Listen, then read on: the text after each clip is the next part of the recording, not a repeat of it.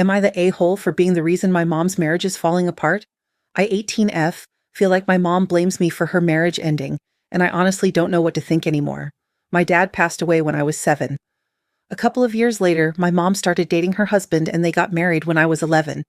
He always wanted kids of his own, but for medical reasons, my mom couldn't have any more children. At some point, he decided he was okay with treating me like his daughter instead. The problem is that I never saw him as my dad. I wasn't rude to him, we got along fine, but I already had a dad. He wasn't a bad person, he just wasn't my dad. He'd introduce me as his daughter, buy me Father's Day cards to sign, talk about walking me down the aisle one day, and I mostly just went along with it to avoid hurting his feelings. A few months ago, I was filling out some paperwork for a school program, and one of the questions asked for emergency contacts and parent information. I listed my mom and then my maternal grandfather. Later, my mom's husband saw it and asked why I hadn't listed him. I told him the truth because if something happened to me, my grandpa is the person I'd want called.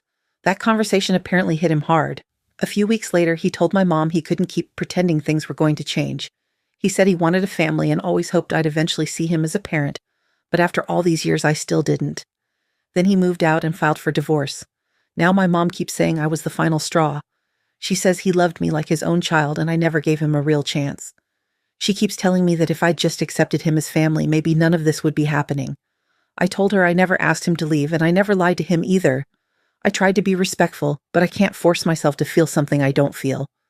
She says I'm being selfish and don't understand what I've cost her. I feel awful that she's hurting, but I also don't think it's my responsibility to keep a marriage together by pretending someone is my dad when he isn't. So, am I the a-hole here?